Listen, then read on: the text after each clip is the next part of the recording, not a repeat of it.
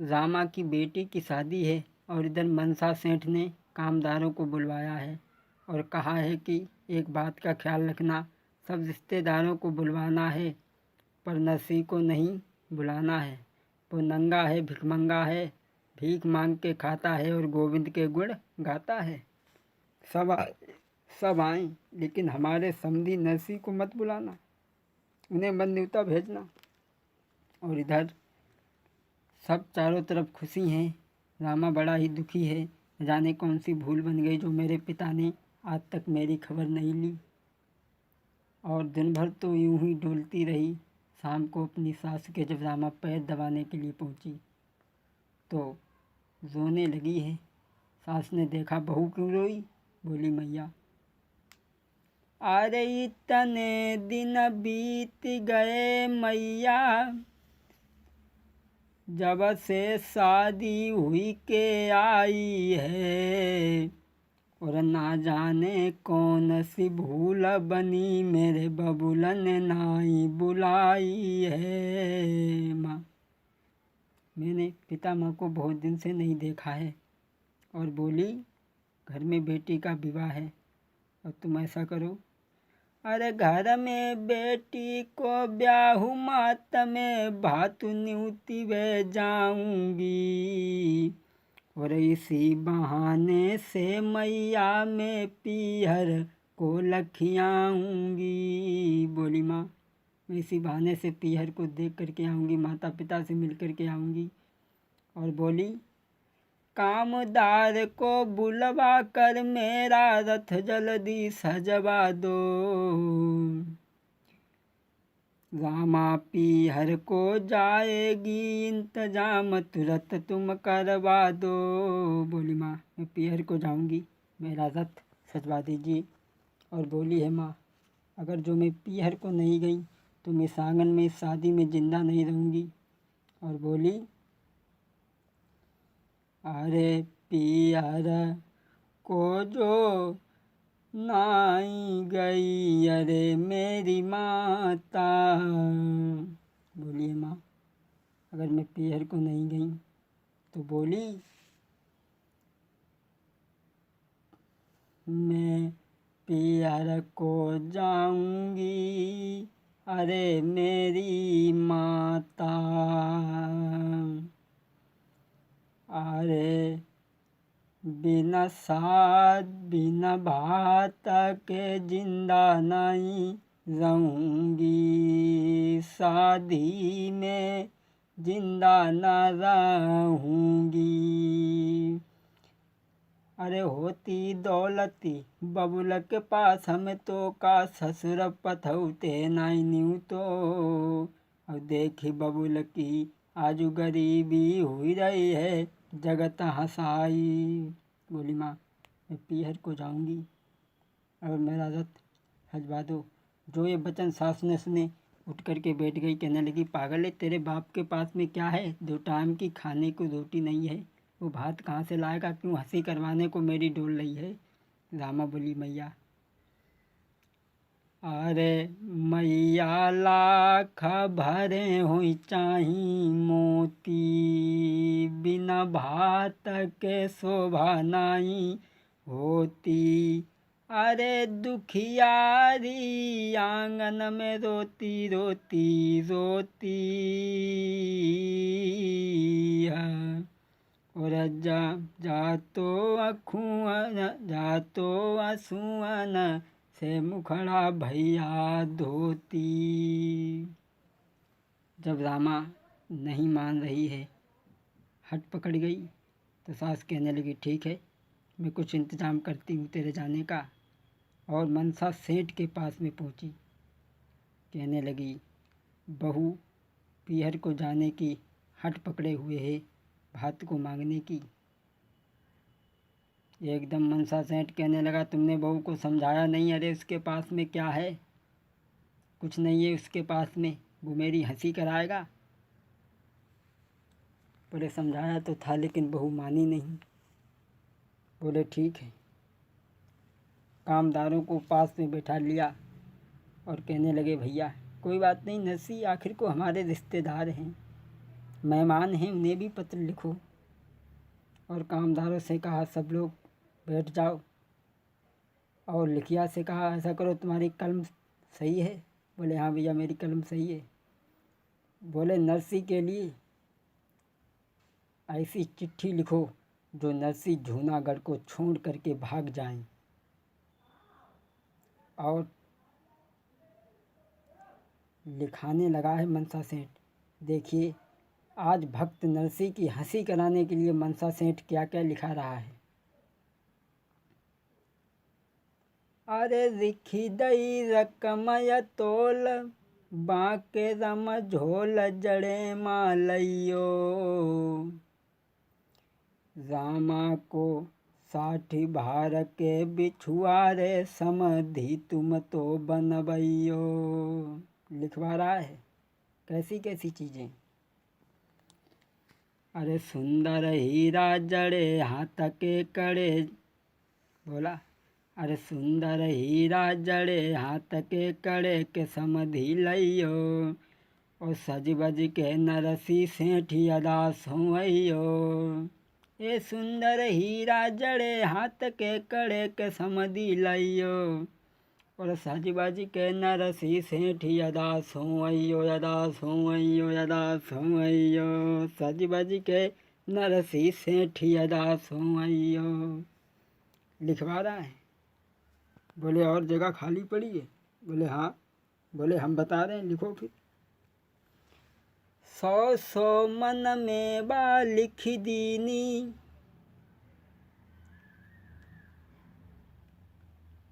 100 मन में बा लिख दीनी और हल्दी पान सुपारी है और गुड़ गूड़ा खाड़ बतासा है चावल शक्कर जमन्यारी है।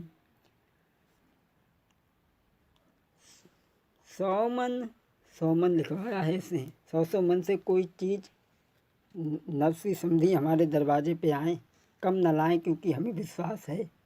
और लिखवा रहा है 100 मन में बा लिख दीनी जामे धनिया यर न्यारी है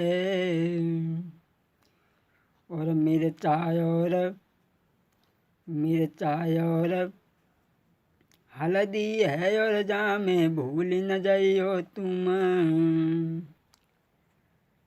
मिर्चा और हल्दी लाना है और नथुनिया न्यारी है। बोले इतना सामान लाना। कोई चीज़ कामदार से कहा कोई चीज़ कम मत लिखना पूरी लिखना। और बोला आगे लिखवा रहा है क्या लिखवा रहा है। अरे समधि साब हो जो पूरे। हाँ समधि साब हो जो पूरे हाथी दांत के लइयो चूरे। लिखवा रहा है अरे चीज़ें तो कैसी लिखवाई रहो आखिरी को जाति को बनिया है। पत्र लिखवा करके कहा कि 100 मन से कम हमारे यहाँ कोई चीज़ नहीं आनी चाहिए। और वो पत्र लिखवा करके नाई को बुलवा करके नाई को दे दिया और कहा ये पत्र ले जाओ नरसी सेठ को जा कर के दे देना। नाई पत्र लेकर के चलने लगा। कहा ऐसा करो कुछ खाने के लिए ले जाओ। नाई कहने लगा पागल हो क्या? अरे जब इतनी बड़ी बड़ी चीज़ें लिखवा दी तो क्या हमें भोजन करने को नहीं मिलेगा? बोले ले जाओ ने मुँह करे फिर हाँ कोई विश्वास ना है। नाई चला है जूनागढ़ की गलियों में पहुंचा है। सबसे पूछ रहा है भैया नरसी सेठ की बकरी कौन सी है? लोग कहने लगे नरसी? अरे यहाँ नरसी कौन रहते हैं? यहाँ कोई नरसी नहीं है। नाई आज पूछ रहा है गरीबी की हालत है इसलिए कोई नरसी का घर नहीं बता रहा है। अरे नाई पूछ रहो मेरे भैया अरे कोई नरसी को घर बतलइयो। नाई पूछ रहो मेरे भैया नरसी को घर हमें बतइयो। आज नाई पूछ रहा है, लेकिन कोई बताने के लिए तैयार नहीं है। भक्तों, पैसा के बगैर आदमी की पहचान नहीं होती। पैसा बिनु माता पिता कहे कौन, पैसा बिना माता पिता पूत को कपूत कहें, और पैसा बिना भाई कहे कौन कू को भाई है। अरे पैसा बिना चाचा कहे कौन को भतीजो है, और पैसा बिना सासू कहे कौन को जमाई है। अरे पैसा बिना नारी ठोकर दे जाती है, और पैसा बिना सभा में बैठी इज्जत नहीं होती है। और पैसा एक चीज दुनिया में ऐसी बनाई है, पैसा बिना जगत में सम्मान नहीं होवे है। आज नाई को कोई घर नहीं बता रहा है। भगवान ने इधर देखा है कि मेरे भक्त का नाई दुखी है, कोई बता नहीं रहा है, तो भगवान आ गए। कहने लगे क्या बात है भैया। नाई कहने लगा मैं बहुत देर से पूछ रहा हूँ, कोई नरसी सेठ का मकान नहीं बता रहा है। भगवान कहने लगे चलो मेरे साथ में, मैं तुम्हें बताऊँगा। बोले भैया तुम जानते हो? बोले हाँ मैं जानता हूँ। भगवान लेकर के चले हैं और दिखाया भगवान ने दूर से कि देखो वो नरसी का मकान है, और नरसी सेठ नहीं है, नरसी महात्मा हैं, भक्त हैं। जब दिखाया तो नरसी की क्या हालत थी। अरे टूटी सी बाखरी नरसी की, और तापे छानी परी टूटी। बैठे थे महात्मा ध्यान धरे, कछु साधु घोट रहे बूटी। टूटी सी बाखर पड़ी है, छप्पर है टूटा सा, और महात्मा कुछ भजन कर रहे हैं। भगवान कहने लगे भैया ये जो संत भजन कर रहे हैं, बैठे बूटी घोट रहे हैं, इनमें जो बीच में बैठे हैं सफ़ेद दाढ़ी वाले, लंबी लंबी जटा वाले, जो पद्मासन लगाए हुए हैं, यही नरसी भक्त हैं, सेठ नहीं है। भगवान ने कहा अब हम चलें? बोले हाँ भैया तुम चलो, तुम्हारा बड़ा एहसान रहा। वहाँ से भगवान तो अंतर ध्यान हो गए। नाई पहुँचा है। नाई ने नरसी के चरणों में पाती डाली। अरे पाती जाने चरणन में भैया डारी, अरे पाती जाने चरणन डारी। अरे मुख राधा कृष्ण उचारी, अरे जब खुली संत की तारी, अरे तारी तारी तारी।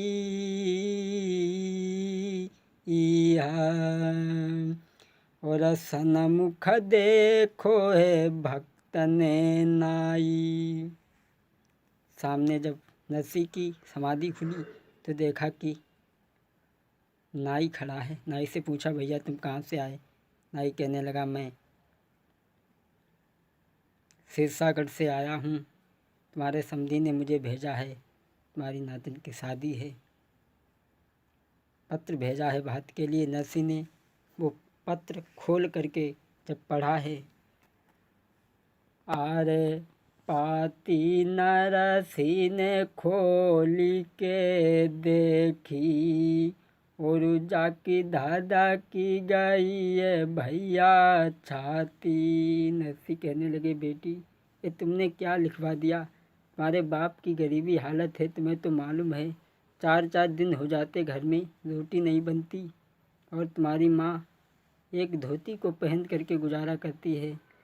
अरे मेरी बिटिया भाई कुलघातिनी कुलघातिनी कुलघातिनी।